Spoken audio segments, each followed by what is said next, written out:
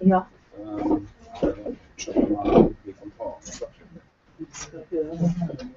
Det noe sånn, har de med seg noe fort?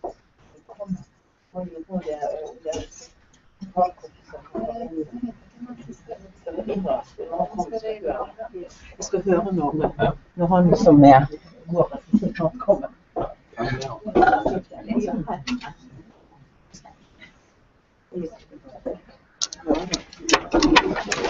Ja, jeg vet. Jeg tør ikke stoppe ned nå. For nå den oppe, for jeg fikk det til. Men jeg tør ikke gå og stoppe, selv om jeg ikke har begynt til det.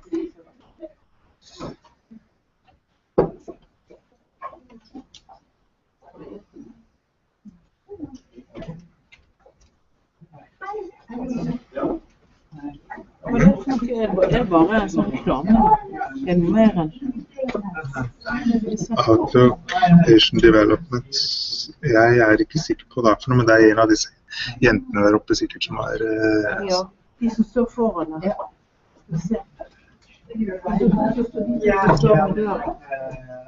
Kom spør de. Ja.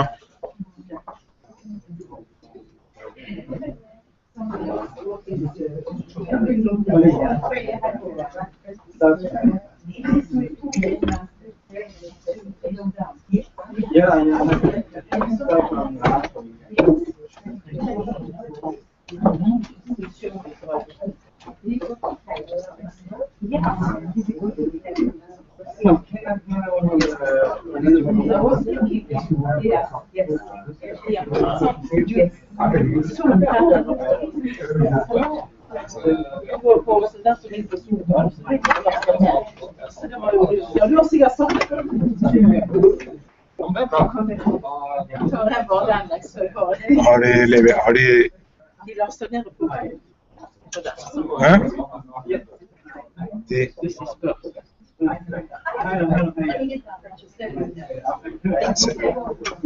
Fancy. Ja.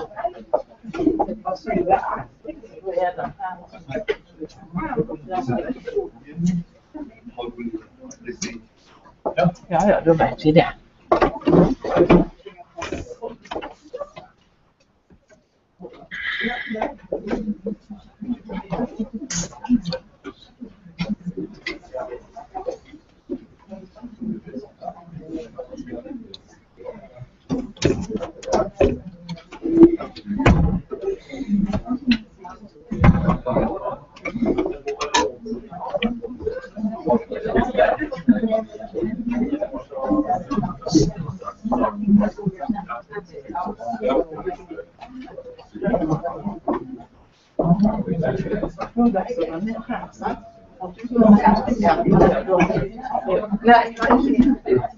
Se her, Toril.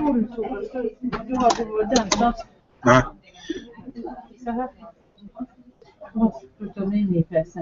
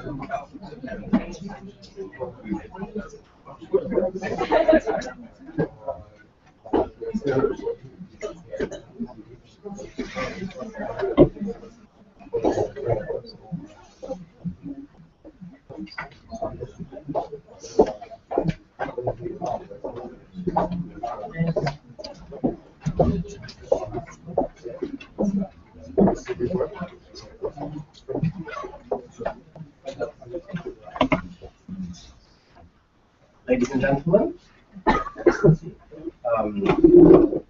a pleasure to welcome you to this Norwegian launch of the Asian Development Outlook of the Asian Development Bank, ADB.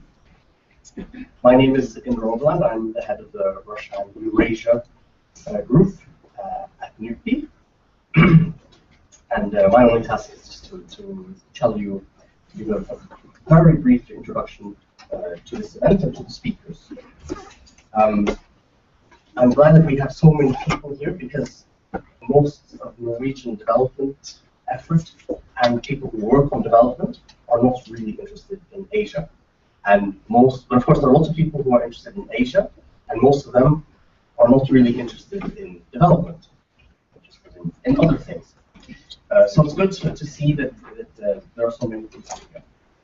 Because Asia is key to world development. Around, depending on your definition, around 60% of the poor people in the world live in Asia, and nowhere in the world has so many people been moved out of poverty in the last couple of decades as in Asia.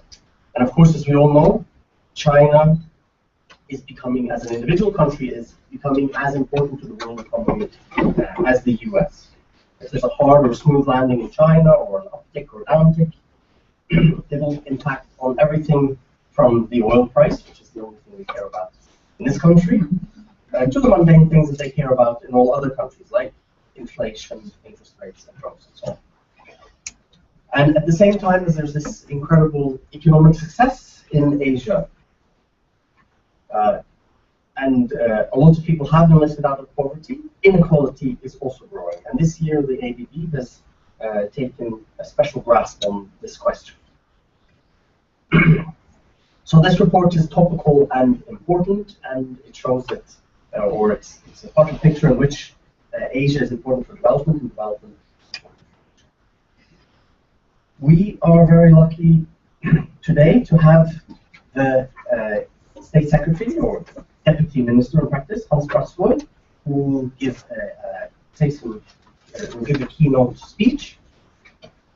And he is not only State Secretary, he is also a diplomat, I believe, and has worked in several countries in Asia, including Malaysia and Sri Lanka, where he has been ambassador.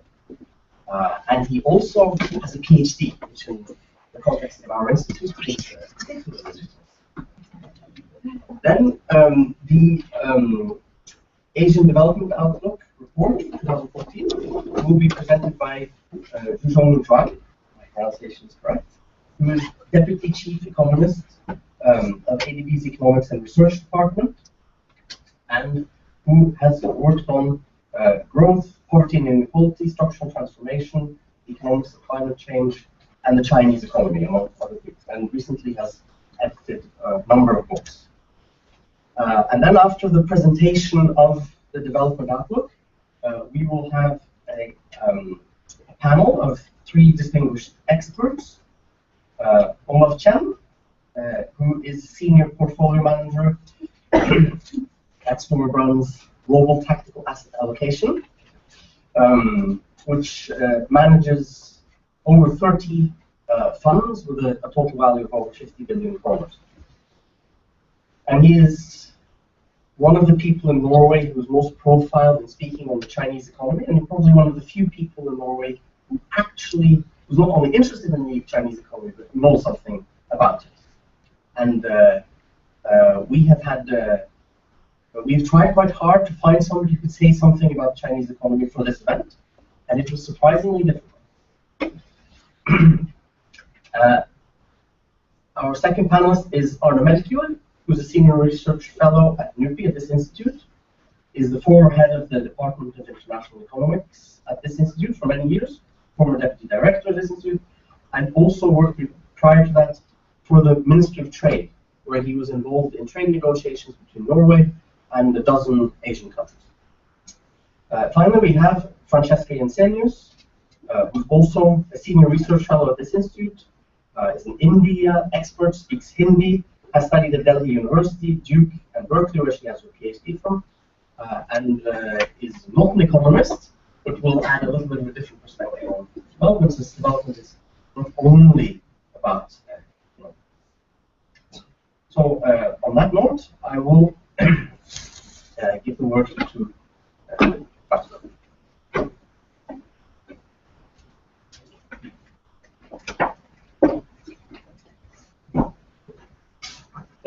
Thank you so much, and good morning to all of you. It's very nice to see you here, and I would like to thank the Asian Development Bank and NUPI for giving me this opportunity to say a few words this morning. The topic for this event is of great importance in our efforts to enable inclusive growth and fight poverty. But I'm certainly also very interested in development issues in Asia, and I will continue to be so. I think that's true for all of us in this room and many others in our country. But the fact is that the world map is changing before our eyes, and we need to navigate accordingly as we look at the world changing around us. Just a few opening remarks on what is happening has happened over the last few decades. In 1980, the U.S. economy was 10 times the size of China's. Today, 3 decades later, the U.S. economy is only twice the size of China's. And if present trends continue, China is likely to have the world's largest economy sometime over the next decade. In addition, the value of world trade has increased 8-fold since China had Mao as its leader. We also now talk about the Brics countries: Brazil, Russia, India, China, and South Africa, and also the so-called MIN countries of Mexico, Indonesia, Nigeria, and Turkey. All of them economic giants, if you would like, emerging in this world. These developments provide us with great opportunities, but also with many challenges. And I would like to thank the Asian Development Bank for keeping us up to date on developments in a very exciting part of the world. And your analytical capacity and knowledge sharing is most appreciated by us all. The good news is, of course, that you tell us that the world's financial risks are easing and appears to be manageable. The not so good news is that we also see the widening of income gaps in Asia. The poorest are often left behind, undermining growth that has already lifted millions out of poverty. We hope to see this trend reversed. Many interesting findings in the Asian Development Bank, and we support many of the findings that you outline. Let me mention some of them. Firstly, financial resources are, as well as sound fiscal management and policy, needed to tackle the challenges ahead and enable inclusive growth. Secondly, efforts aimed at fostering equality and inclusive growth must be strengthened. Thirdly, access to education and health is of crucial importance in order to secure inclusive growth. This is why the Norwegian government gives education and health the highest priority in our development cooperation. There are also additional challenges. The recently published report from the UN Intergovernmental Panel on Climate Change, IPCC, reminds us about the serious threats our world faces from a changing climate. We are ill prepared, and we must find the required political will to meet these threats and to support green growth. So let us look at how we can mobilize the large pool of existing assets more efficiently to meet the social, economic, and environmental development needs. We know that domestic mobilization of public resources will not be sufficient, and the contribution of official development assistance is likely to continue to decrease as the economic development takes hold in poorer countries. The size of the aid budgets in themselves is insignificant compared to other financial flows like private investments, trade, and remittances. Not to mention the potential that might be released by curbing illicit financial flows out of developing countries. We must be creative in planning how future sustainable development goals shall be financed. A broad and comprehensive financing framework is needed. This is recognized in the follow-up of the Monterey Consensus, and it's recognized in the follow-up of the Rio +20 discussions on sustainable development goals and the financing of these goals. Norway has now taken a role as co-facilitator in preparation for the 3rd UN Conference on Financing for Development. It is our hope that this conference will bring together related processes and provide the basis for future development financing.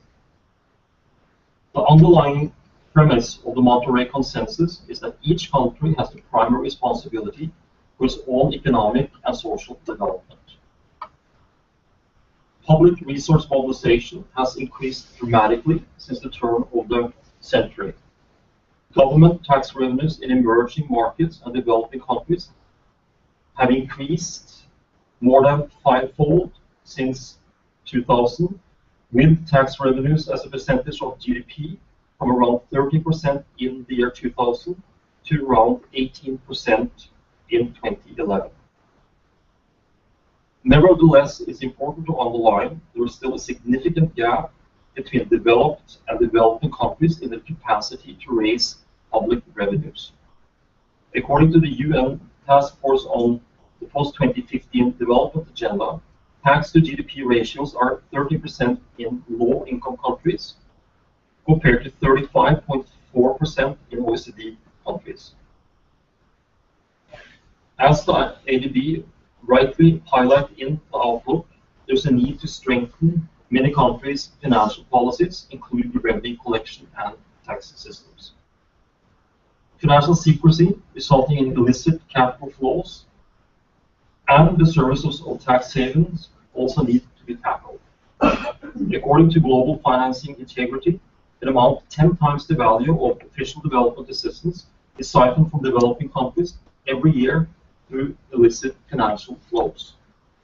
And according to a recent OECD publication, more than half of these illicit financial flows were in or from Asia. Illicit capital flows and the use of tax havens may have grave consequences. When such money is used to finance criminal or terrorist activities, political and social stability, and eventually democracy itself might be at risk. If these flows are stemmed, affected countries would significantly improve the potential to finance most of their own development needs. Illicit financial flows seriously stimulate inequality and undermine stability. Decisions on the level of taxation in a country should, of course, be made by these countries themselves through an open and democratic process. But lack of capacity, corruption, and exploitation often stand in the way of a fair and equitable system of taxation. Transparency and capacity building are therefore fundamental enablers of sound financial policies. I'm grateful for the work the bank is doing to draw attention to the need for sound financial policies to secure inclusive growth. And we all thank you for sharing your findings here in Norway, and we very much look forward to your presentation. Thank you for your attention.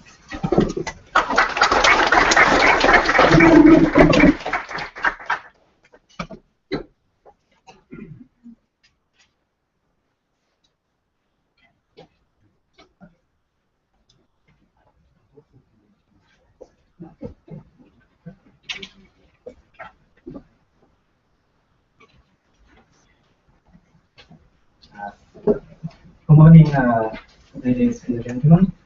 I think the ADB team is very pleased to visit Oslo and present latest Asian development outlook, the key findings. And so first of all, I would like to thank the Ministry of Foreign Affairs and the the Norwegian Institute of International Affairs for hosting this event. And also, I think I would like to take this opportunity to thank Norway, the key ADB donor countries, for the continued support for ADB. Now, the Asian Development Outlook normally has two parts. One is on outlook, the other one is on key development issues. So this year, we are looking at the role of fiscal policy in addressing rising inequality. So let me first, on the first part, the outlook, but then let me just go through this key messages of this report. Steady growth is forecast for developing Asia. We see growth stay steady, 6.2% in 2014 and 6.4% in 2015. Last year was 6.1%. We see growth is to be supported by improved outlook of advanced economies, but will offset somewhat by growth moderation in China. Risks have receded compared to last year, but there are still a few areas for carefully watching. I will come to that point later. And the fiscal policy is needed to tackle rising inequality. So that is the key messages of this book. Now on economic outlook. Broadly, we see developing Asia has done well in responding to the changing global environment, and it started in the middle of last year when the U.S. signaled tapering of QE quantitative easing. And despite financial volatility experienced in some parts of the region, developing Asia managed to grow at 6.1% last year. And this year, because of the improved outlook of advanced countries, and so we see growth will pick up slightly to 6.2%, and next year will be 6.4%. But of course, as I said, growth will be, the momentum will be offset somewhat by China's growth moderation. And even with that, the 6.2%, 6.4% growth means the developing Asia will remain the fastest growing region in the world and the largest contributor to the global growth. Now, the advanced countries' outlook we see is improving, and the major industrialized economies, we were looking at G3, the United States, the Eurozone, and Japan, combined GDP is projected to grow at 1.9% this year. It's almost double the rate of the last year. Last year it was 1%. And we see growth to strengthen further to 2.2% next year. Of course, the U.S. is phasing out unconventional monetary policy, and recent economic data show continued strengthening of economic momentum. Eurozone is to get out of recession this year and grow at 1%, and further strengthen to 1.4% next year. Although there are few areas, economic indicators show that weakness. For instance, level of unemployment and public debt and the deflationary pressure. Japan is projected to grow 1.3% this year and the next year also. Now, Japan, of course, just introduced VAT, hiked VAT from 5% to 8% on the 1st of April. So that will have some negative impact on domestic demand. But we see this impact will, to a larger extent, offset by fiscal stimulus. And of course, Japanese economy to consolidate it again. We see the Abenomics has achieved some impact. But in order to consolidate again, it's important that the government will fast track the third arrow of the structural reform, third arrow of the Abenomics, basically structural reform. Now, in developing Asia, of course, sub-regional performance differ. South Asia, we see growth to pick up this year from last year because of recovery in India. Southeast Asia growth this year is to remain steady before picking up next year. Central Asia and East Asia will maintain steady growth this year and next year. In East Asia, as I mentioned, China's growth is to moderate, but other economies, for instance, Hong Kong, China, Republic of Korea, and Tibet, China, where growth will pick up, so offset each other. And the Pacific growth will pick up mainly because of the largest economy in Pacific, Papua New Guinea, is expanding its exports and production of natural gas. But a little bit more on China's growth moderation. As I said, China's growth is to moderate from 7.7% last year to 7.5% this year and 7.4% next year. As China continues to move towards a more balanced growth model. The growth moderation is a result of a number of factors. The first, of course, is that the country, the development strategy in terms of government strategy focus is shifting from quantity to quality of growth. So that will have impact on the local government incentives. The second is the measures to control credit growth and to tackle shadow banking and local government debt.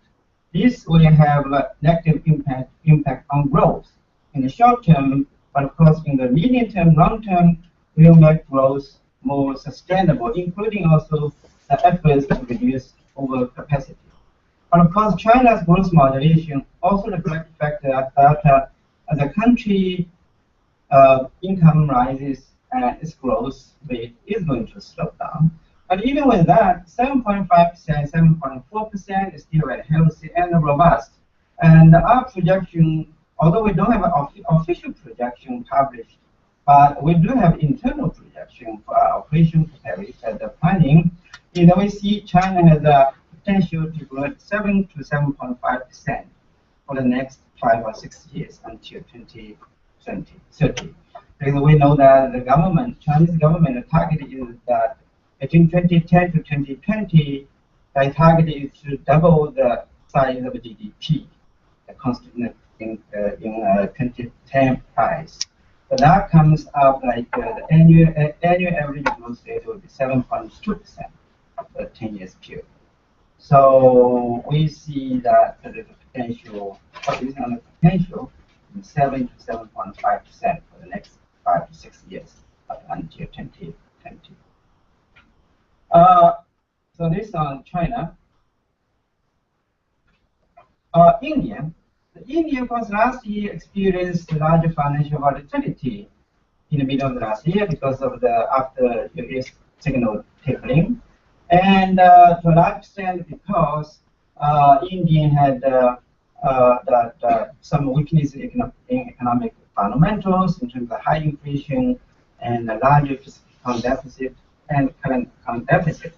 And the government took a series of measures to promote exports, control imports, and attract foreign capital. So current account deficit has reduced substantively, and inflation, of course, is being reduced, and as well as the fiscal account deficit.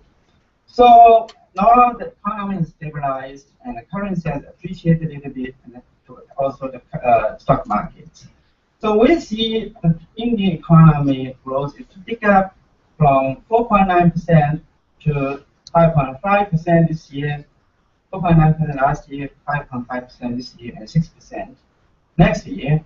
If assumption is that the government will push ahead the needed reform, especially to address the infrastructural bottlenecks and regulatory barriers, is it to promote capital investment.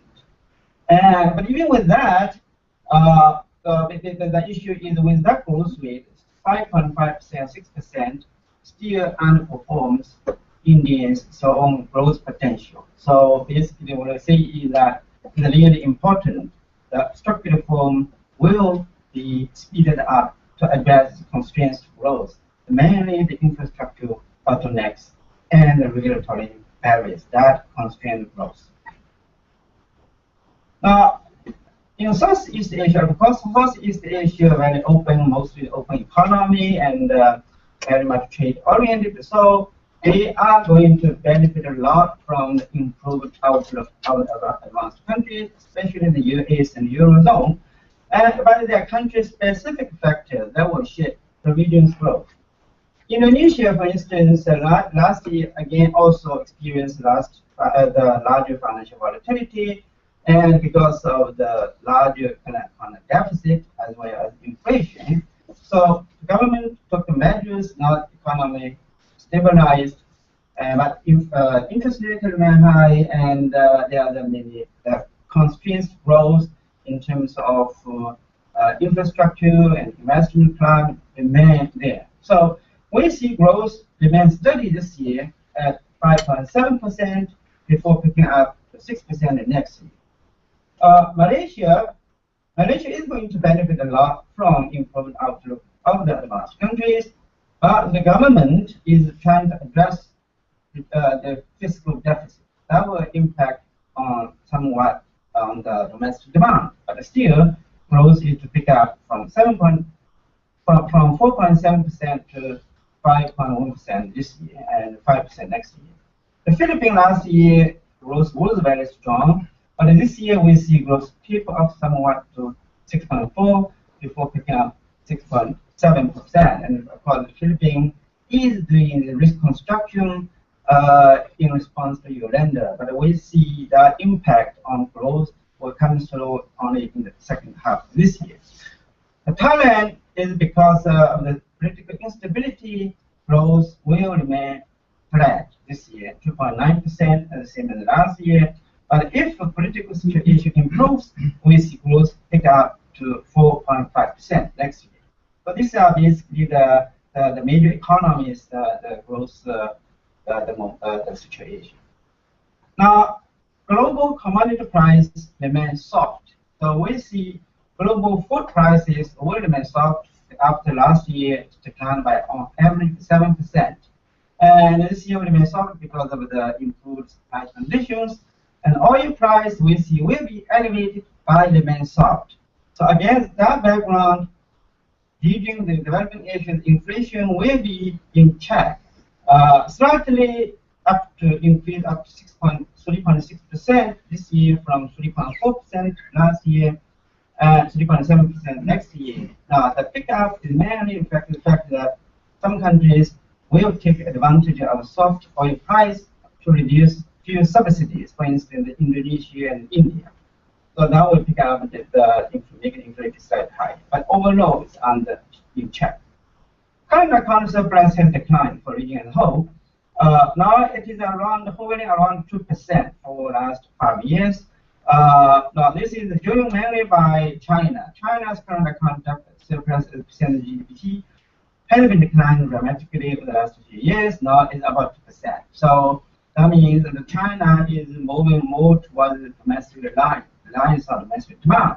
So what we say is that rebalancing is taking place because no more needs to be done. The risks. So we see the overall risks to the region receded compared to last year, but still there are a few areas for carefully watching.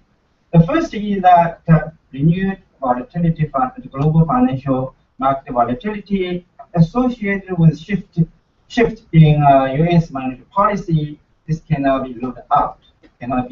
We still there the possibility that more volatility can come.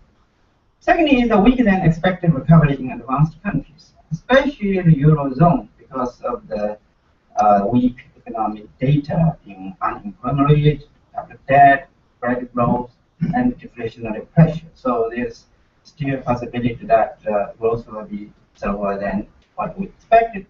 The third risk is deeper than anticipated slowdown in China's growth. As the government tries to control credit growth, if this would be carried out too excessive, could undermine growth. But overall, we feel risks have lessened and they are manageable. I just want to show this slide. The last year, as I said, after US signaled tapering of QE, the emerging markets are under pressure. So we found that countries with weaker fundamentals are more vulnerable to shocks. Weaker fundamentals, here we're talking about high inflation rate, high fiscal deficit, and larger current account deficit. For instance, in this chart, show that several Asian countries' currency under pressure during the middle of last year. But Indonesia and India currency depreciation, extended depreciation far more greater than others, for instance, Malaysia, the Philippines, Thailand, because Indonesia and India had a larger current account deficit, but on the other hand, other countries had current account surplus. So the conclusion is that the regions, developing Asia, should continue to work hard to improve their economic fundamentals. That table is basically showing that a few indicators for kind of a negative vulnerability. So we see, for instance, in the case of Indonesia, bank lending, the credit growth is very high at 22%, and the Philippines also high 17%. The year-on-year credit growth. And inflation, of course, India and Indonesia inflation remain high, needs to be brought down. And current account deficit, Indonesia, and of course, compared to last year, lower, brought down substantially, but remain constant. So the point we want to make, we try to make it is that we need stronger fundamentals in order to reduce economic vulnerability. So I think that concludes my first part presentation on the economic outlook. We'll talk into the issue of inequality and lower fiscal policy, how to address that. Let me start showing this chart. Basically, the developing Asia growth has been very rapid in the last 20 years. Annual average GDP growth is 7%. 7% of developing Asia, and the cumulative poverty reduction is about 32 percentage points in 20 years' time. So we're talking about 700 million Asians. 700 million Asians were lifted out of poverty during 2 decades. However, this rapid growth and rapid poverty reduction has been accompanied by rising inequality in many countries. We found that 80% of the Asians live in countries with rising inequality. This country included China, India, and Indonesia, the 3 most populous countries in the region. So these are 12 countries experience rising inequality. Now, the question is so we also looked at Asia's level of Gini coefficient compared to the global other regions. Actually, Asia's inequality, if we look at Gini coefficient 0 means perfect equality, 100 means perfect inequality. So that's the measure we use. If we look at the Gini coefficient, Asia's inequality is not the highest compared to Africa. Look at Latin America. Latin America actually has the highest Gini coefficient. The median Gini is about 52.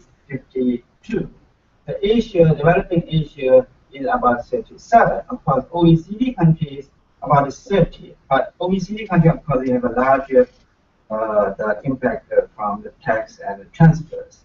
So in developing Asia, tax and transfer impact on Gini coefficient is very small, almost negligible. So the point is, we try to make it is that Asia's level of inequality is not the highest. But the question is the pace of the increase, the rapid pace of increase, is a major concern. In China, case of China, for instance, Gini coefficient increased from about 30 in the early 90s to 43 or 42 in late 2000. So that the rapid increase is a major concern. Now, why are we concerned about inequality? Well, first of all, the inequality slows down, rising inequality slows down the pace of poverty reduction. within the simulation, if the inequality is not increased in the 12 countries I just highlighted, and then for Asia as a whole, an additional 240 million population would have been lifted out of poverty. This is about 6.5% of the Asian population. So rising inequality slows down poverty reduction. The second is that rising inequality weakens the basis of growth itself. There's a number of channels. One is the waste, the leading to waste of human capital, and impact on the lead to social tension. This is an instability that is very important, and also throwing out the middle class and quality of governance, and increase the pressure for inefficient populist policies. So these are channels we're concerned about why rising inequality undermines growth itself. Let me just briefly talk about the drivers of rising inequality. What has happened?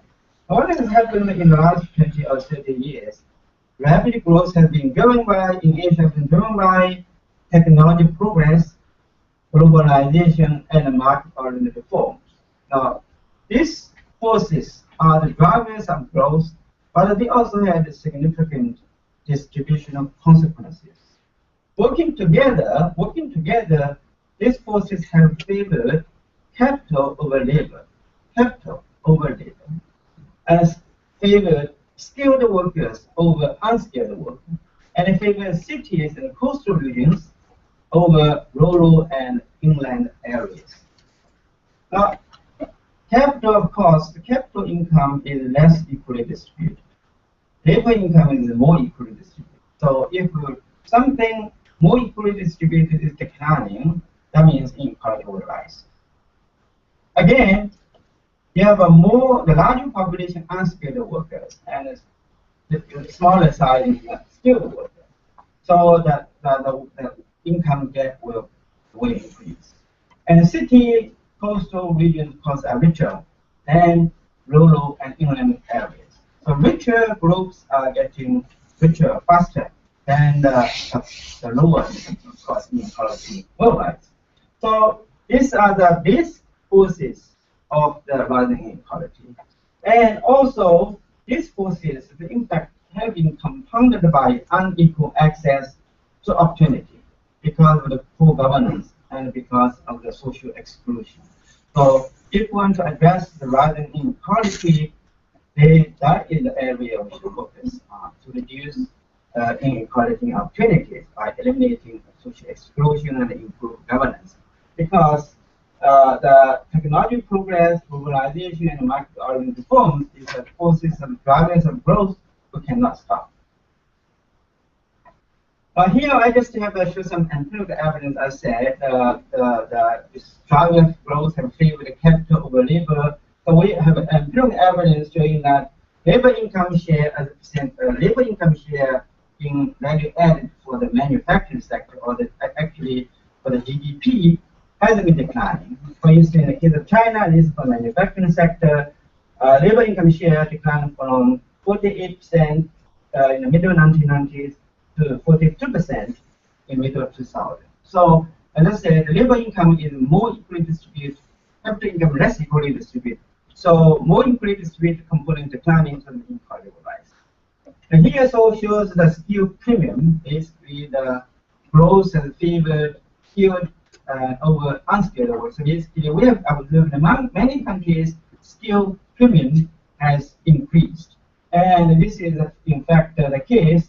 So we see that proportion of inequality, which can be explained by educational differences, has been increasing over time in many countries. In case of China, for instance, in 1995, 8% of the inequality can be explained by educational differences.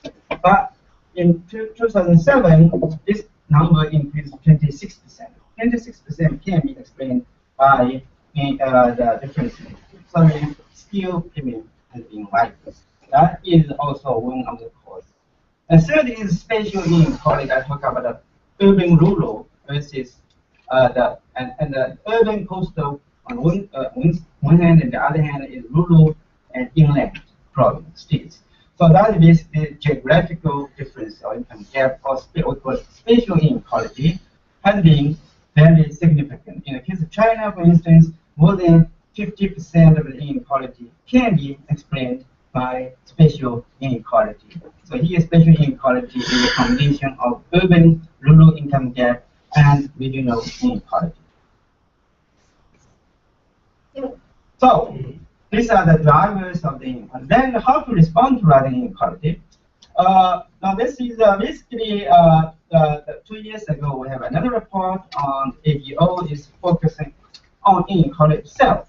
Basically, we in terms of policy response, we say that the 3 drivers of growth cannot be hindered: globalization, technology progress, and urban reform cannot be stopped. But the question is, of course, governments have to respond. But the government can respond by, first of all, making growth more employment friendly, so creating more jobs, and jobs to reach a larger section of the population. So that will help to increase labor demand and increase wages and increase labor income share. The second is develop lagging regions, reduce spatial inequality, especially reduce urban-rural inequality and regional inequality, for instance, by building, improving rural, the regional infrastructure. Third is to make use of efficient fiscal policy to reduce inequality in human capital. So that is the focus of this year, which I'll come to now. And fourthly, we need to improve governance to eliminate social exclusion. So that is how we conceptualize that with inequality and how to respond to that. So now let me turn to the fiscal policy. One of the policy options. So basically, we see Asia has large scope to use fiscal policy in addressing rising inequality. Here we look at the education, public spending on education, on health, and social protection. So these are the so-called equity enhancing programs, right? Equity enhancing programs. So if we look at the education, for instance, Asia currently, developing Asia currently spend 2.9% of GDP on education. This is public spending, compared to 5.5% for Latin America and 5.3% for OECD countries. So Asia spend far less on education, on health, and on education. The difference between developing Asia and other regions is even greater if we look at health and social protection. So we said that Asia needs to make great use of fiscal policy to address rising inequality. Now we believe that fiscal spending is more effective than just revenue side. So first is that to use fiscal spending to address inequality by increasing spending on education, health, and social protection. So that is a starting point. And the question is, the spending needs to be financed. If we want to increase spending, either you divert the current spending on other areas to this program, or you find more revenue in order to make sure that the country is fiscally sustainable. Fiscal sustainability is very important. So now then we look at the fiscal space. Whether Asia has the fiscal space to spend more on education, on health, and social protection. So then we look at this government debt. The gross government debt as a percent of GDP. In 2012, for developing Asia as a whole, gross government debt as a percent of GDP was about 36%. So compared with 80%, about 80% for the global average. So from the numbers, we can see that it seems to us that Asia has some fiscal space to spend more on education, on health, and social protection. But on the other hand, if we look at region's long-term challenge, the long-term challenge, fiscal needs to address long-term challenge, here we're talking about population aging and the challenge of climate change to address environmental protection. Then the region's fiscal situation actually not that rosy. Now here we look at on the right hand side, we did a simulation. Currently, the Asia spend about 2.4% of public spending of GDP, 2.4% of GDP on health care. But by 2050, because of the aging population, the number is going to increase to 7.3%. So, and for East Asia, for instance, because where population aging is more pronounced, the number is even greater. So, from that, we see that actually, if you look at the long-term challenges, fiscal situation for Asia is not that rosy. So the question is how the government should do. I mean, when you have a low spending on this equity enhancing program, on the other hand, you don't really have much fiscal space if you consider medium and long-term challenges. So we say that Asia must also strengthen the revenue side. If you want to increase spending on education and health, same time if you want to maintain fiscal sustainability. So we look at the revenue side. The revenue total tax revenue for developing Asia as a whole, as a percent of GDP, is about 20% in 2010. So that compares with 25% for Latin America and 28% for OECD.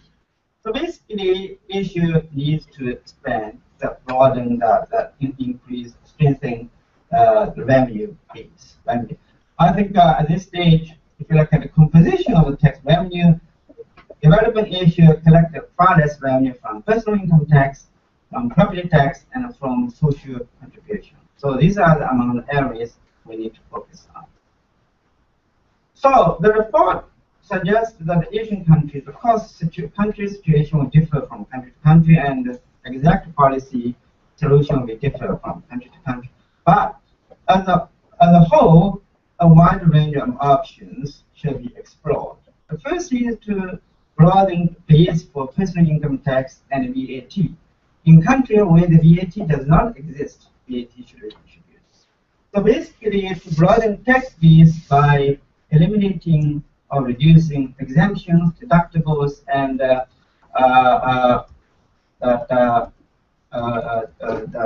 tax incentives. Not necessarily to increase tax rates, but reduce or eliminate deductibles and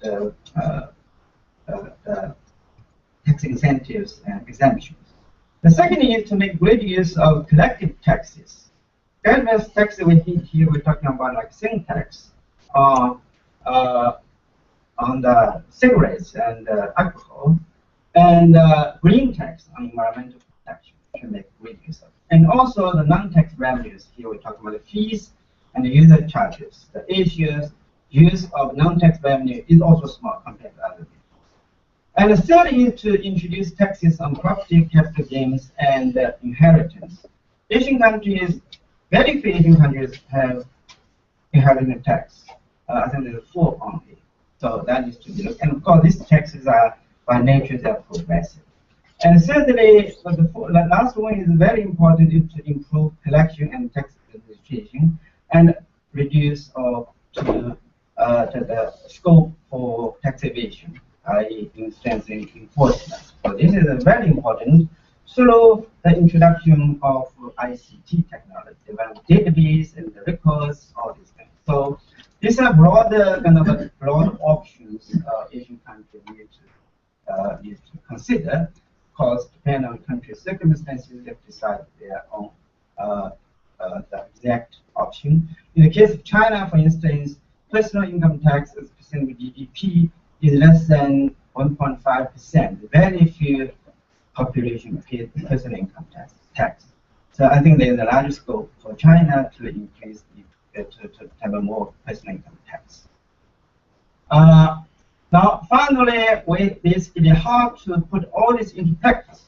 So we emphasize the planning for fiscal policy, for inclusive growth fiscal policy, and by introducing medium-term fiscal policy framework.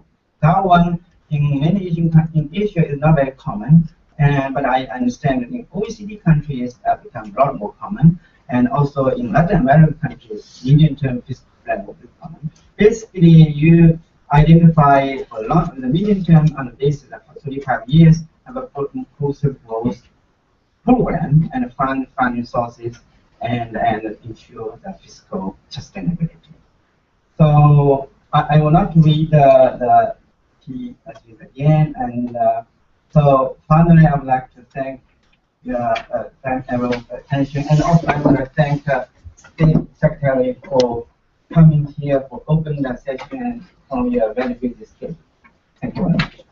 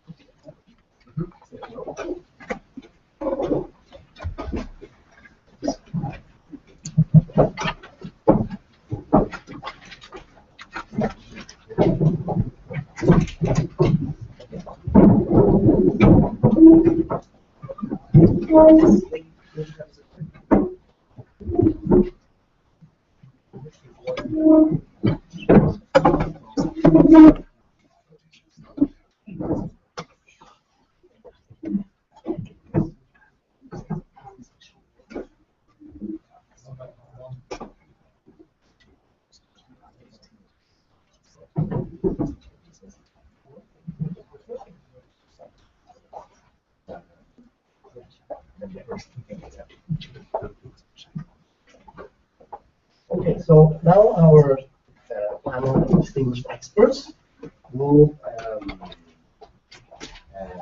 comment on the report and on the general economic development. Start with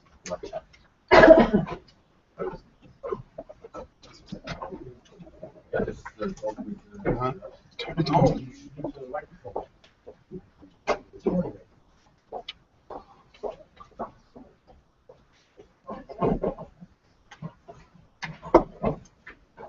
No, very much. Thank you for the presentation, Lizong. As mentioned in the introduction, I work in the as a portfolio manager, as an economist, and follow China very closely. But our message actually is mainly global. But we have seen in the recent years that China is becoming more and more important. And my focus is amongst many different areas, China. And I recently came back from a trip in China actually 2 days ago. I was there for 2 weeks.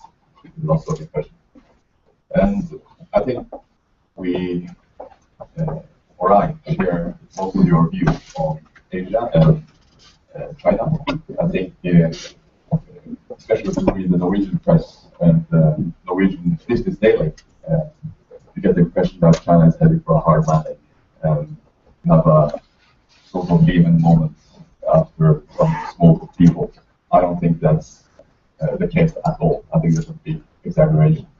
And especially the comparison with the Lehman event, because I mean you have come from the financial crisis in the US, which was the housing bubble at first, and then you had the European sovereign debt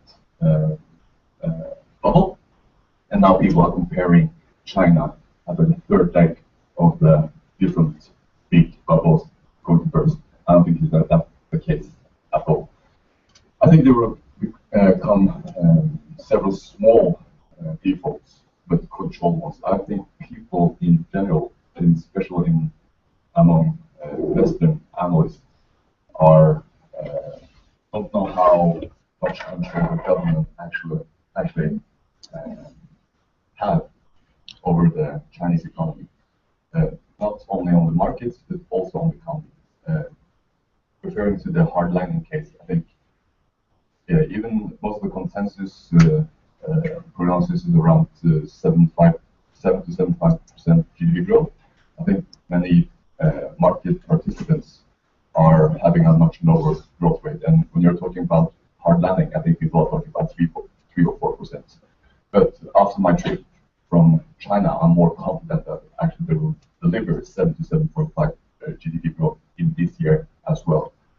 Even though the first quarter was very below the target, so they have to boost in some kind of way to turn the momentum, because the momentum in the growth in the economy is still slowing. It's not like hard landing, and most of it is wanted because, as also you said, they want to shift the focus from quantity to more quality. I mean, earlier you had quantity. One of my anecdotes, which I think is very funny and very relevant, is when a couple of years ago, I went to visit some local governments, and usually I never met a local government, but what they start to introduce themselves with is actually the GDP numbers. GDP. I mean, if you go to a Norwegian commune or something, people are not starting with my GDP numbers in the Hedmark commune or Oslo commune, right?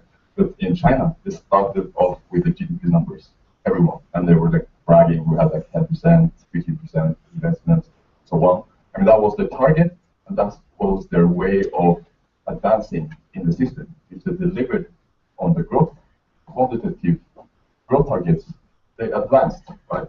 So then, of course, they tried to deliver on their growth and ignored some of the qualitative side. For example, pollution. The other big takeaway from my trip is the pollution. That's worsened a lot during the last 2 years. I mean, I'm in China almost every year just to check the pulse and how the economy is developing. But Beijing this time and the area around there was horrible. I've never seen any kind of pollution. You didn't see the sun at all. And someone told me during the trip that the level of pollution that day was 8 times the level in Bergen when everyone was complaining and the city was closed down. 8 times. And I've never done any research what this kind of level can do when it comes to future health. So I think the government is actually doing something with it, because pollution is hitting everyone. It's hitting the poor ones, but also the wealthy ones. The wealthy ones with power and money and something to say, right? So I think the government has sent a clear message that it would do something on the development, not only the high growth numbers, but also quality, and you have to do something with the pollution. And the third, I'm gonna round up here. Takeaway I had from my trip is that there are big reforms going on. One is the clamping down on the pollution and turn it from quantity to quality, but there are also big financial reforms, big reforms to cut down corruption. So from that trip, I'm more certain that they will deliver on the short term, but I think on the longer term, there will be more, could be a potential for more volatility, because what we have seen in the Chinese economy development is stability, right? I mean, people are talking about hard landing every year. It's nothing new. I've heard about hard landing or different cases of Lehman or ghost cities or whatever every year for the last decade, right? So, but with these kind of financial reforms and other reforms like cracking down corruption and everything, I think in the longer term there might be more volatility unless they really are successful doing this bold before. Excellent. Thank you very much. Arne, would you like to follow up? Does it work? Yeah. Okay. So I have some notes here, but the time is scarce, so I think I'll well, first I would like to just make some advertisement for a second seminar on Asia that we have this spring. NUPI made a study for the Ministry of Foreign Affairs on Norway, Asia, and the global value chains about Asia's growth and Norway's economic links to Asia. Actually, as a kind of discussant and participant, we also have Don Park from the ADB, who is also one of the lead authors of the report presented here.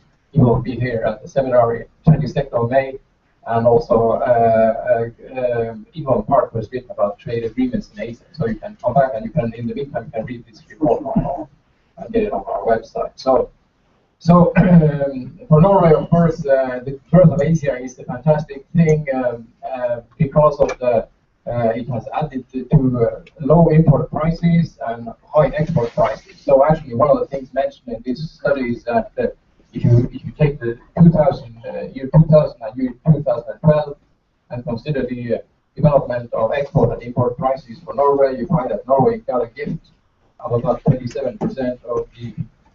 And this cannot be sustained, of course, in the long run, because you cannot expect this rise in commodity prices. And although we are used to perceive Asia as the kind of manufacturing workshop of the world, in the report we also meant that some countries in Asia are also commodity based. So they face some of the same challenges as Norway. We cannot expect this trend to continue with the growing terms of trade.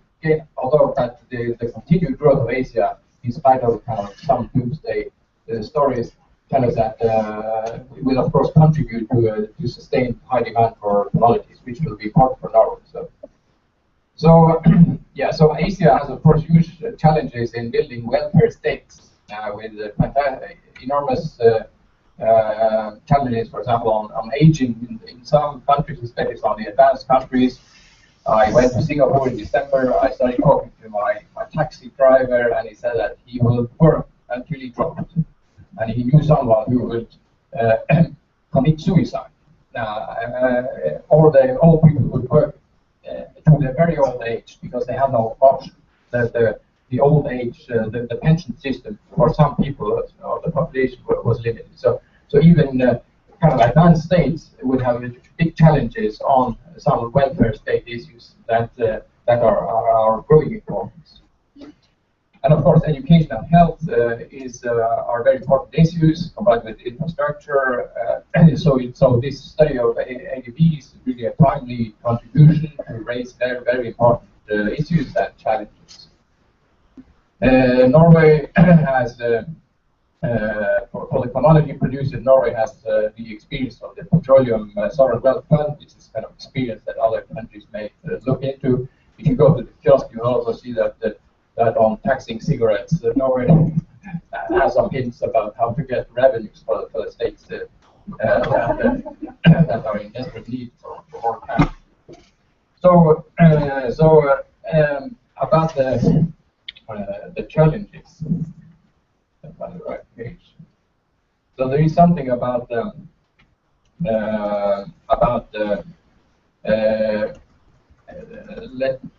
example, I will raise it as a kind of the China paradox and the Latin America paradox. So the China paradox is that the country which is most successful in getting rid of poverty is also on the lead in the Gini increase. So how can you reconcile these facts? I mean, how can the country which has been so successful in getting people out of poverty is also leading the inequality rise? The second, the Latin America paradox is you show the spending as percentage of GDP for Asia, for Latin America, and OECD, and then you see that Latin America is much higher. But what will happen if you do like Latin America? You also get the inequality of Latin America. Of course not, it's just a rhetorical question, but of course Latin America has a very high level of inequality, so higher spending is not a guarantee. So I'll kind of say a few things about what kind of resolves these paradoxes. And one of the issues is, of course, that to share the cake, you have to bake it. So it's easy to agree, for example, that infrastructure is very important, education is very important, and health is very important. So, but you need money to construct the roads and to develop the schooling system, education system, and the health and the all people's pensions. So you need kind of policy focus, but also economic growth. So of course for China, the basic issue is that they have created a lot of jobs, 170 million jobs in manufacturing and services. Whereas, for example, India, they have not created, there is no net creation of jobs in the so-called formal sector. All job creation in the so-called informal sector, often low productivity jobs. And if you look at, for example, revenue, I mean, in India, there was a study of Piketty and Sian a couple of years ago showing that 2-3% of the Indian population pay income taxes. So 30-40 million pay income taxes. So the tax income is very limited. So yeah, so you have to bake the cake, and you have to create more tax revenue. Then there is about the Latin America paradox. I would kind of ask the question whether Kuznets is dead or not, because Kuznets is this hypothesis saying that countries pass through a stage where inequality increases and then finally it decreases when all the people get richer. So take the experiments. You have 100 poor farmers, and then they have the option of getting education and moving to the cities, where they will earn 10 times as much. So let one of them move, then the second, and so on. So of course, then as the first guy moves, inequality increases. Actually, if the income is 10 times higher, when one quarter has moved, the inequality is on top. And then after it will decrease until all the 100 people have got education and moved to the other sectors or places. So that's the kind of technical, mathematical property. So I think it's a bit misunderstood about the Kuznets effect, that some people expect to find it as a kind of grand historical law. The point is that the Kuznets effect is a kind of partial mechanism. So for extensive growth, when people move from one place to another or from one profession to another, you can have a Kuznets effect. But you can have other impacts, kind of modifying it, so that you don't find it was Latin America actually that made some early, some people some years ago to kind of confirm the Kuznets effect. But later econometric work has kind of said it's kind of more uncertain. But I think you should look for the Kuznets effect as a kind of partial mechanism, not as a kind of grand design law of nature, so to speak. So to get on here, I think it's very important to decompose inequality, as you also did in your presentation. So, for example, for the large countries, there is the regional disparities, like you showed for China and India, which are on, very high up on the ranking. So, yes, sorry. So one has to decompose inequality. Some studies, for example, show that the share of income of the 40 to 90% is surprisingly constant across countries. So the 10 versus 10 top, the top 10 versus bottom 20 or 40 is most important determinant. And in recent years, you also have the top 1% in some countries. So I think for policy purposes, it's important not to look at the Gini and the level of the Gini, but you have to kind of decompose it as you did. If the regional component is dominating, of course, then you have to build more roads. Probably, it's an argument for infrastructure. To some extent. There are also policy, let's say in India, I'm sure you may mention that Indian variation in, for example, quality of schooling, etc. But if, for example, if it's a grabbing of property which makes the top 1% rich, and that is the driver of inequality, you should have better legal systems or property systems. And of course, for many countries, distribution of land is quite important. So, yeah, so I think I spent my time, very interesting study.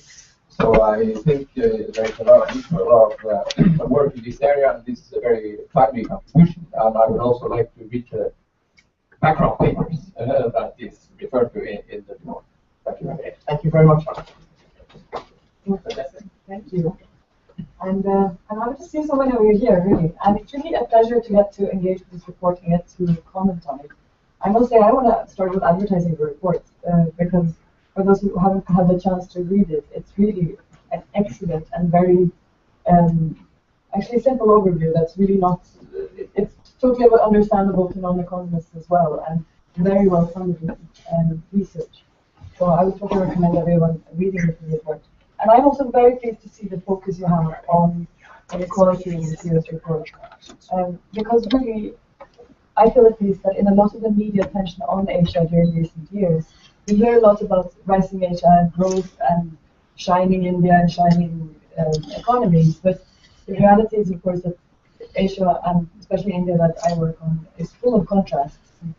One of the most interesting things and important things about Asia is exactly these contrasts, and also the very difficult trade-offs that the region faces. Some of the trade-offs are, of course, between growth and inequality, that many see that as mutually exclusive. Some think of growth models as inclusive growth, that it's possible to have both. But it's just, you have to both grow the pie and split the pie at the same time, and that's a huge challenge. It's also easy in these numbers sometimes to forget the human stories in all of this. We talk about reducing poverty, and the poverty reduction has been huge. But if you look at the statistics, yes, there has been a lot of people who have been lifted out of extreme poverty from below the $1 a day line, but have ended up in the $2 a day line. So I think sometimes when we talk about poverty reduction in terms of statistics, it's easy to forget that $2 a day is still not a luxurious lifestyle, and that's really getting people up to a higher level of consumption is both what will increase the quality of standard of living and also enable a growth in the domestic markets, because you need a large middle class to be able to have large domestic markets in these countries. Of course, there are also huge, just to mention another one, challenge in the trade-off between wanting to protect human rights and natural resources and the need for growth. Because in a lot of these countries, people want to start getting a car, start getting electricity, start getting a washing machine, which has often been an example people give, but that proposes then enormous environmental challenges because the populations are so large. So I think this report is part of putting a focus back on some of these challenges that I think are important. Now, Indra promised that I would come with a different perspective because I'm not an economist, I'm a political scientist. And for me, one of the things that really struck me in this report is, which of course, it's not a critique at all, but one really needs to think of politics in the context of these statistics and economics here.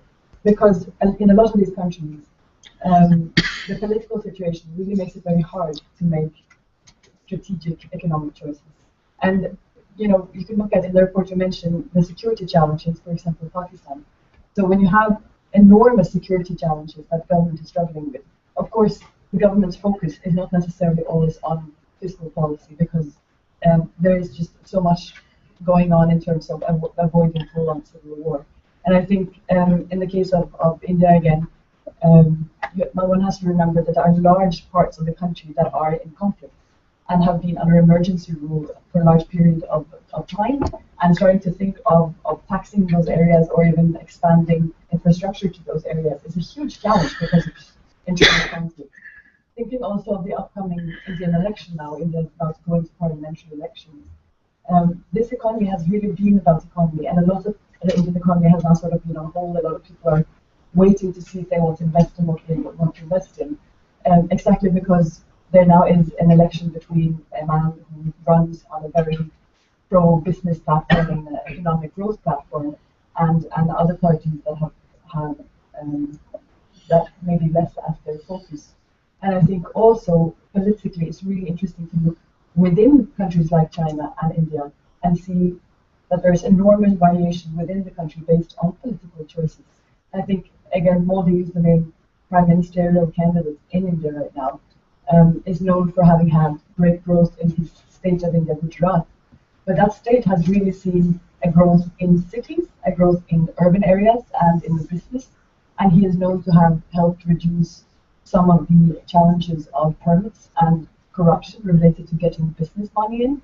But he has done nothing for the rural sector and the economic sector, not economic, agricultural sector, which is drastically lagging behind. And so some people are worried about what will happen if he now comes to power in India and will run a similar business model, that what you'll again see is more growth in the cities and lagging behind in the agricultural sector, which can roll into more inequality in the country.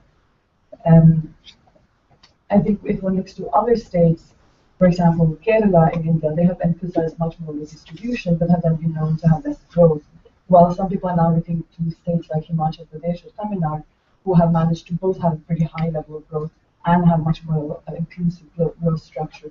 So I think actually looking at the economic situation within India and the different states is really informative for how much political choices affect the type of growth you can see. And one also has to remember that a lot of political leaders are extremely constrained by electoral factors, especially the democratic countries, and that becomes very arbitrary. In India, for example, the quality of the monsoon is a huge predictor of vote choice. You see economic voting in India in the way you expect it in the US, for example, but the monsoon quality is what determines that economic voting to a large extent, which means that politicians are restrained by things like the rain, which again is not something they can control.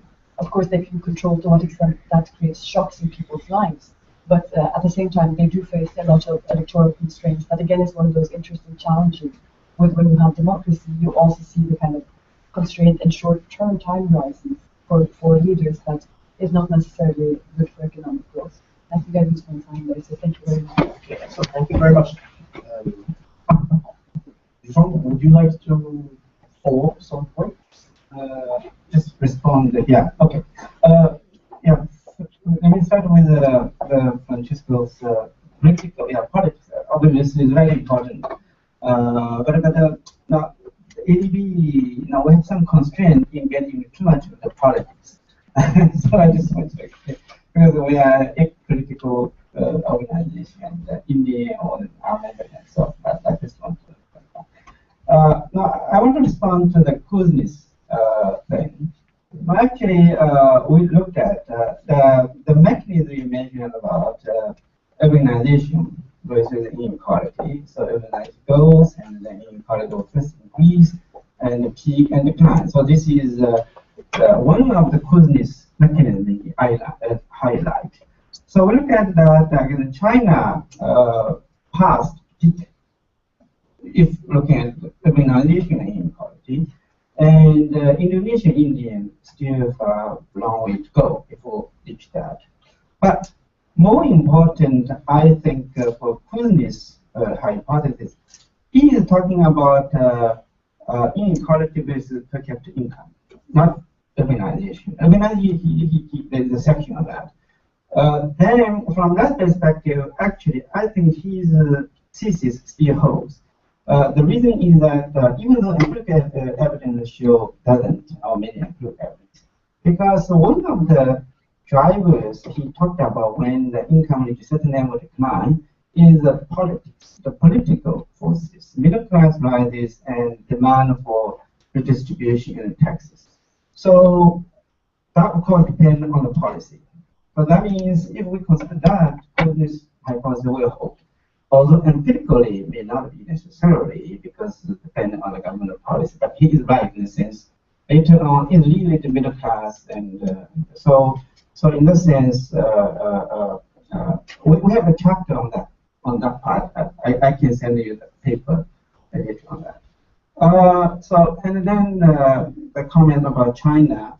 So I think we are very much we share similar view, and I mean, more optimistic. And especially China last year, for instance, the pseudo-plenary of the Communist Party announced, a series of reform measures, basically to allow the market force to play a decisive role. But this is the first time. In the past, China always talked about planning and market force as supplement. Now we're talking about market force will play a decisive role. And private sector development, private sector and state-owned enterprise will compete. In the past, it's state-owned dominant. The private sector supplement. Now it's different, equally. So I think, of course, in China is the constraint in a sense, because constitution is still talking about state ownership of constitution. But in reality, I think the private sector will be allowed to give it more freedom, and especially, for instance, last month, the government, the National Congress, People's National Congress meeting at Congress announced opening of the many sectors, private sector. the public utility, railway, electricity, all these allowed participation. So that will provide drivers in China's growth for the coming years. That's just stuff. Thank you. I am wondering whether we have any questions or comments from the floor. Stein? And please present yourself. I'm Stein here from NUPI. I have a question regarding the what you presented as the drivers of growth. You mentioned technological progress, globalization, and market reforms. I won't say anything about technological progress, but on the other two, I have questions or comments. Regarding globalization, you said that this has been a driver of growth and that it is unstoppable. Now, that may be the case, but my question, which relates to some of what you said in your presentation, concerns the insecurities about future developments in the global economy. Because although globalization has been a driver of growth, this is not necessarily going to be the case in the future, because that depends on developments in global markets. So globalization may not be a driver of growth in the future. And you mentioned that as a risk yourself. The second one is the third factor that you mentioned, namely market reforms. Now, you said that all these three factors were both drivers of growth and unstoppable. But my question is whether it really is the case that market reforms are unstoppable. And that brings me to some of what Francesca said that regarding the importance of politics. Because whether you're going to have market reforms or not is a political issue. And in some countries, there may be political developments that could create a pressure against more market reforms, and even in the direction of reversing some of the market reforms you have said. So, market reforms, although they may have been a driver of growth, albeit with increased inequality as a side effect, may not necessarily be unstoppable. Thank you.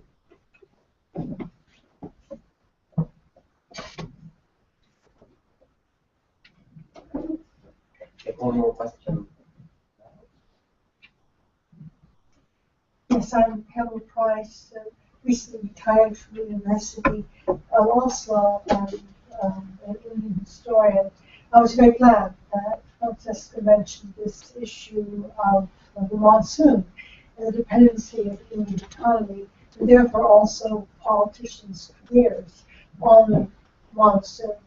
And as a scholar of India, I'm used to looking in the newspapers regularly to see how the monsoon is doing every year. And I'm aware that more than half the people in India live in semi-arid zones.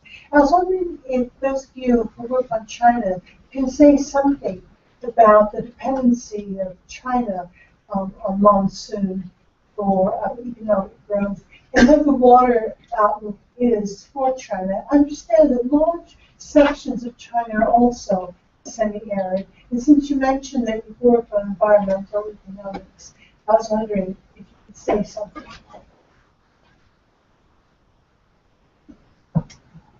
Thank you. And if any of the others also would like to say something, very well. Okay, thank you. Yeah, on the first question on the globalization, the drivers of growth. Now, globalization, we're talking about trade and capital flows. So, developing Asia, who benefit greatly, China and all other countries.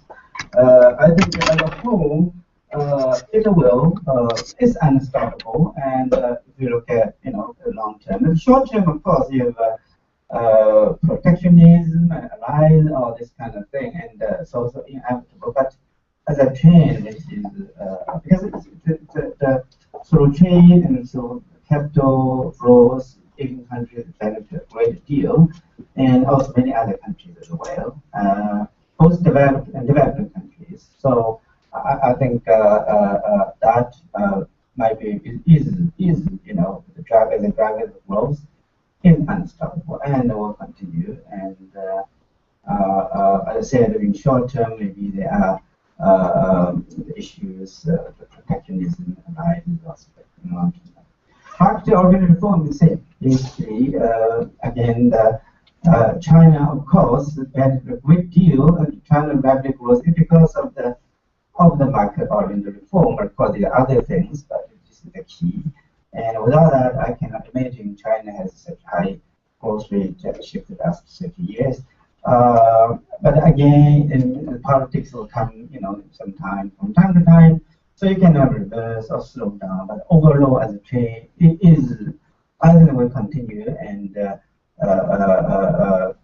reform, the structural reform, and market-oriented reform will continue. So that will benefit a great deal the region, and I think not just Asia, but other countries. The second question on this monsoon. If China, agriculture, of course, still important in the science sector, and mainly agriculture sector is important, but in terms of contribution to GDP, is about 10%.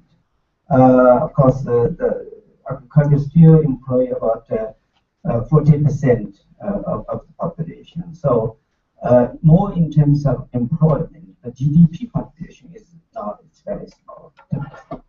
So the issues related to the climate change, for instance, has been, I mentioned about the water shortage. For instance, water scarcity is become a big issue. To a large extent, empirical evidence. I'm not a scientist, but there are people saying that this is changing water pattern is related to climate change. So that is a big issue, and we have a prediction on that by 2030, China's water shortage can reach about 10% or 20% of the water supply by that time. Of course, the issue is locational imbalances. Some areas a lot of water, but other areas no water, so it's an imbalance. And of course, also water pollution is a big problem. So then that issue is to be addressed. Yeah, I think that's okay. Like that.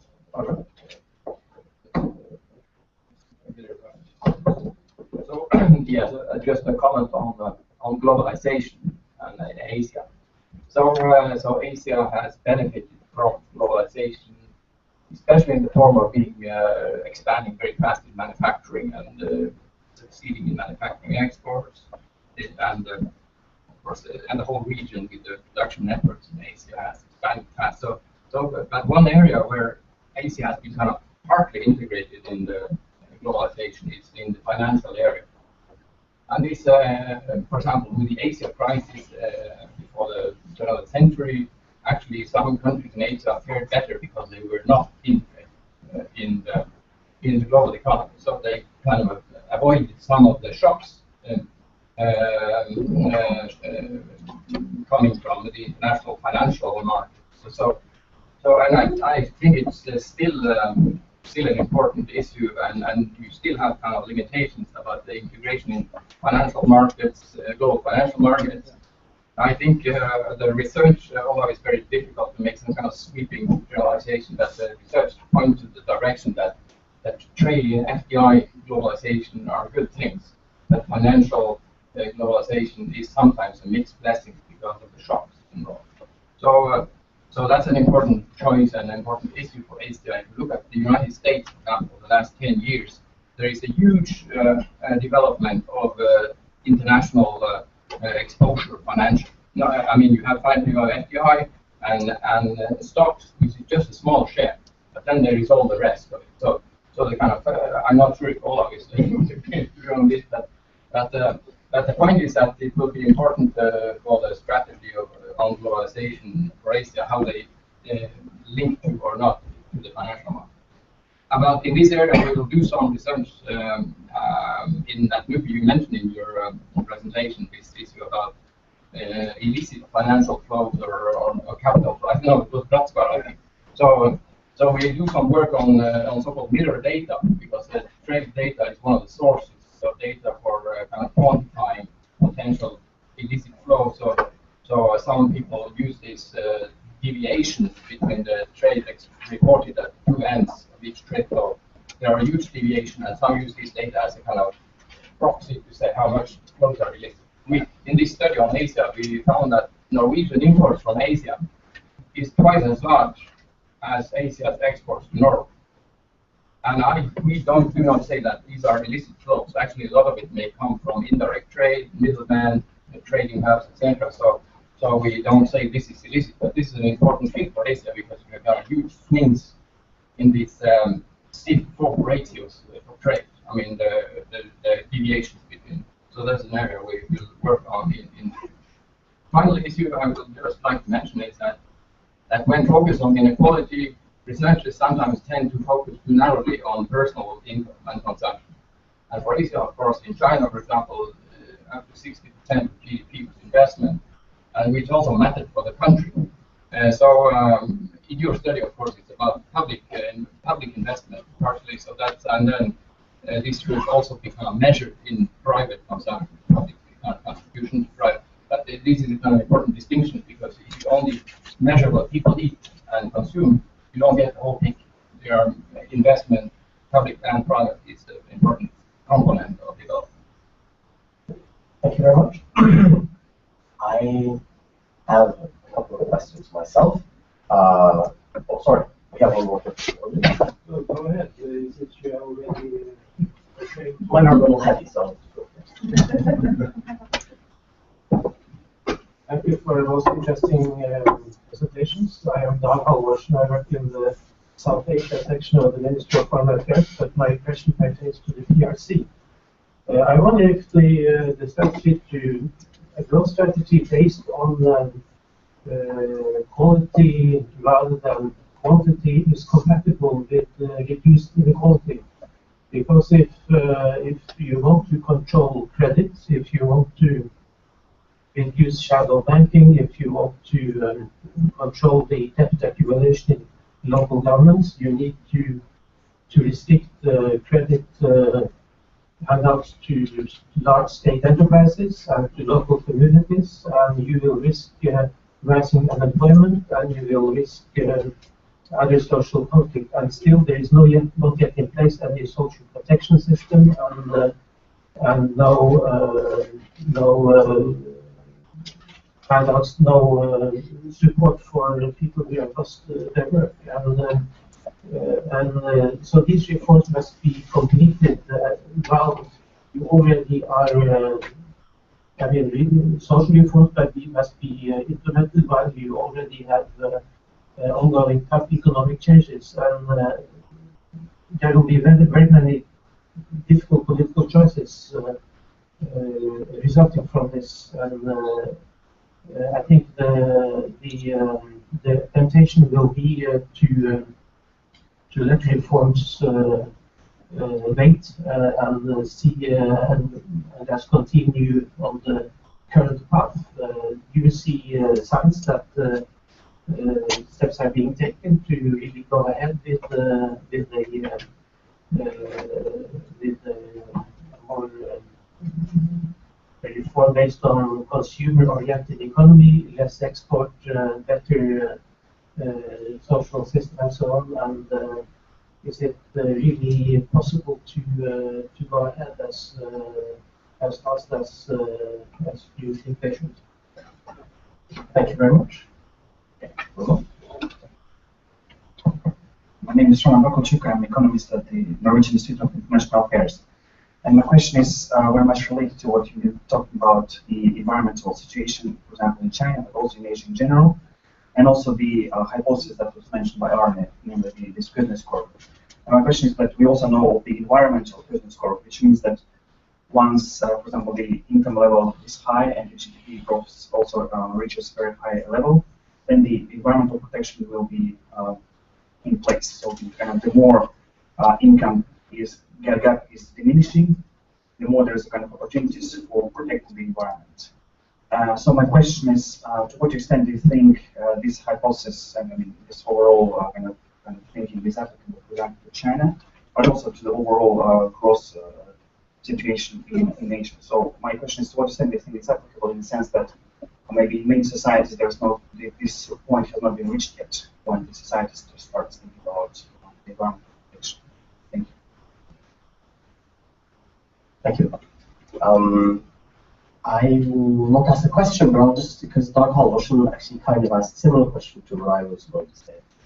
But more just a small comment following up at the same point.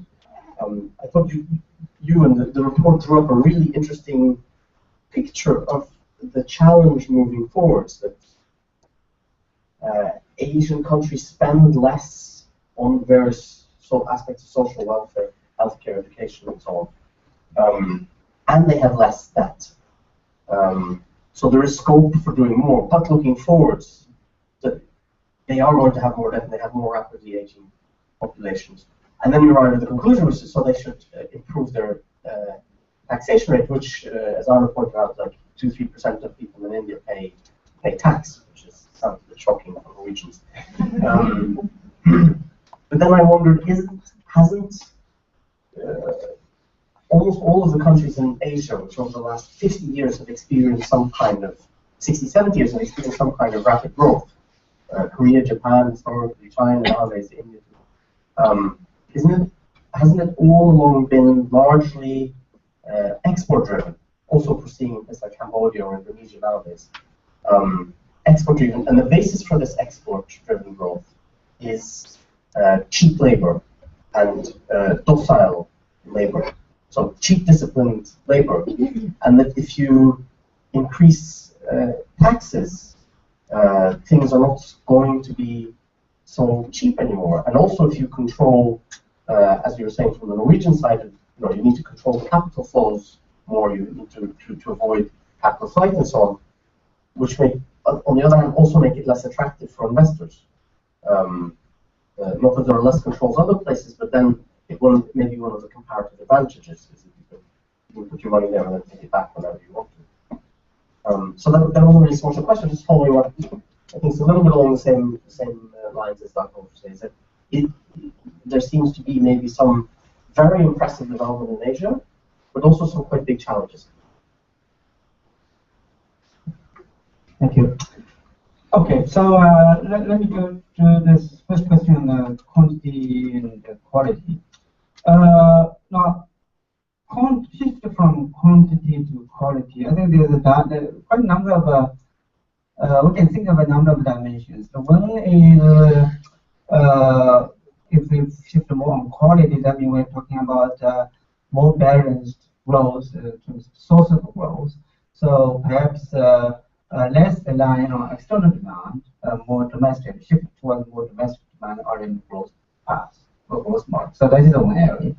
Secondly is on the more widely shared growth. So basically more inclusive growth. This is also quality. This is the benefits of growth widely shared, more widely shared by a larger section of population. So this is another dimension of quality. So that is I think that you also mentioned about this relation with the inequality. So that actually, in fact, is one of the dimensions we're talking about. Then third, of course, the environment. Environment, less pollution, more sustainable. So so we're talking about source of growth versus external demand and domestic demand. And within domestic demand, consumption versus investment, right? So that is the shift. And second is more inclusive growth, so make growth more widely shared. So the third dimension is environment. So these are the things we can think in what do we mean by quality of growth. Now, the quality. Okay, so these are the things, and then actually the empirical evidence show that things are happening towards good, towards that direction. For instance, if external versus domestic, external versus domestic. So we see that in the last few 3-4 years, per capita consumption as a percent GDP has bottomed out, is increasing. In the past, we have been talking about declining household consumption as a percent of GDP. So then actually happening. What happened is in very recent years, bottomed out and started increasing. Secondly is inequality peaked peaked in 2000, and this is a goodness, maybe, yeah. I think that is the goodness hypothesis. It is happening. Inequality measured by Gini coefficient per capita household income decline at the peak in 2009 and start decline little in the last few years. So my view is that China's inequality has peaked and will probably stay high for some time and start declining further. Now, one of the factors, of course, the government is taking policy measures in terms of improving income distribution. For instance, rural income growth, the per capita income, the rural growth of rural income has been faster than urban growth of urban income in the last few years. And then the coastal growth of coastal province has been slower than the growth of interior province. So interior province growth rate is higher over the last many years already. So that suggests that is something is happening. Now another thing actually inequality, I relate to your point about the wages. The wages have been increasing very rapidly in the last year. So we found that actually the growth of real wages is the growth rate of real wages faster than the growth rate of labor productivity for the last few years. So that suggests that we don't have direct data on the share of the labor income in GDP. But the fact that wage income in real term grow faster than labor productivity, that means labor income share is increasing. So that contributing to household income as a percentage of GDP increasing and household consumption as a percentage of GDP increasing. So that is something is happening, but of course, just happening now. But certainly, I think a lot of things contributed that the policy, for instance, the government recently announced to integrate urban-rural social security system that is going to implement that we have, and of course, improve the welfare of the migrant workers and policies support the agriculture sector. All this work. Another thing is this development process is something underlying forces. Is this so-called China reached the Lewis turning point? So the surplus labor, among surplus labor in rural area started to decline. So further migration will have to come at higher wages for wages to increase. So that all this suggests that it will the rebalancing, we're talking about rebalancing, is happening. So I don't know whether that answers the question. Now inequality, of course, the reform measures, all these things we talked about, in short term, perhaps will slow down growth a little bit, but will make growth more sustainable in medium and long term. So that in that perspective, and will create more jobs. But in that perspective, it will contribute. Quality growth, better quality of growth will contribute to reducing inequality. So this is our view.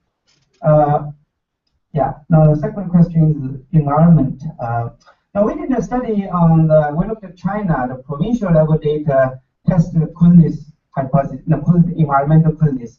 That actually we found the turning point is about 10,000 US dollars. So look at the provincial data and the relationship between we looked at the pollution. About actually this mechanism works. Yeah, and about 10,000 US dollars, then the level of this started to decline. But of course, China has many provinces like Shanghai, Beijing, and it's already very high income. So in a sense, what you said is right. In a sense, even within China, it works. So your question is about the tax. Yes. Okay. Actually, in China, also less than 2% of population pay income tax, similar as India. So obviously, personal income tax. Of course, we're not talking about corporate income tax. Corporate income tax, China, many countries, 2 to 3% of GDP is similar to OECD average. So that corporate, we're not saying corporate tax should not be increased. We're saying that should not be increased. But personal income tax, at the moment, Asia as a whole is less than 2% of GDP. OECD is about 6 to 8% of GDP. And I think with the mileage to go there. But of course, as you said, the income tax increase, competitiveness. So maybe the corporate income tax, of course, is very direct impact on competitiveness. But personal income tax, maybe less compared to corporate income tax, but still they have some impact on competitiveness in this sense. But still, the question is, the developed countries have a very high income tax, right? So in the sense, and then in developing countries, development issue, labor costs is still low. In China, unit labor cost of manufacturing sector is about 10% of the US level. So still that very competitive. Thank you very much. Okay. I have my own. Can I just add to Jusong's comments there? I agree with all of what you said. I'm just adding to it. I think one of the biggest macroeconomic megatrends coming on now is the rebalancing of the growth model. I mean, from investment-led and export-led growth to more consumption-led. And in that sense, I think that also is a strategy to reduce the inequality and have more people to consume more. And I think one of the most important trends that is following that strategy is also the urbanization in China, because what's the especially China is that the urbanization rate is 53%. That's the share of people living in urban area versus total. So 47 still lives in rural areas, and that percentage is actually the same percentage as United States for 100 years ago. I mean, in US today, I think it's 85 or something, the urbanization rate, and in Norway, I think it's 85 as well. People live in the big cities. So I think in completing the consumption story, which is a long-term story, because some of my colleagues, which is like very short-term investors, they think that consumption is coming tomorrow. I mean, you can't turn the growth model during a couple of years. I think it's more like a 5, 10, maybe 15-year strategy. I don't think it comes, because I think the point is that you have like a natural damping of the urbanization rate today, because you have the hookah system, right? People can't just move to urban areas or cities in China. You can move, but you don't have the social welfare. So you have to, if you get sick, you have to go back and everything. So there's like a barrier to move to the cities, but the government's plan is that the urbanization is growing with 1 percentage point every year. So every year you have like 1.3 billion people, like 30 million rural people moving to the cities every year. So that will move people from the agriculture, because most of the rural people work in the agricultural sector, into industry or service industry.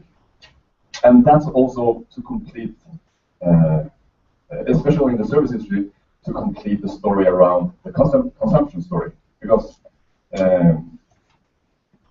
today, the manufacturing has to manufacture products that you export. Too much, right? You manufacture too much and then have to export. But the next leg is to have more service industry, which is much smaller. And for people going to agriculture to service industry will make a big change. And that's also part of the consumption story, because consumption and service is quite linked. Because if you can think of it, I mean, most of the service industry is consumption. I mean, you go to the movies, you go skiing in China, but you go on a vacation, you go out eating. That's service industry, and that's very not developed in China. So the urbanization story, I think, is the gradual consumption story. You can link it up to the consumption story. And you have this gradual loosening up of the ecosystem. that lets you have the 1 percentage point every year. I think that's very important. How the structure of the graphic works and how the growth model will work in the future in China as well. Thank you very much. Last words, if you wish. Just very briefly, that when we sit in Norway and looking at Asia, we tend to simplify because we don't know enough about it. So we kind of think a little too much about Southeast and East Asia. Now we know more about South Asia, etc. But we tend to generalize, and so we just have to remember the huge disparities within the region. And for example, in some parts, let's say South Asia, let's say gender issues is another significant. For example, the workforce participation in India for women is much lower than in China, so that kind of creates a completely different picture about the demographic dividend. So this kind of diversity in the region is important to recall, so we don't make them sweeping assumptions. Excellent. Thank you. Sure. I just want to reiterate that I didn't want to criticize all by bringing up political issues. There's enough to talk about just in the economy, but in interpreting for yourself, I think it's important to see it in the context of politics.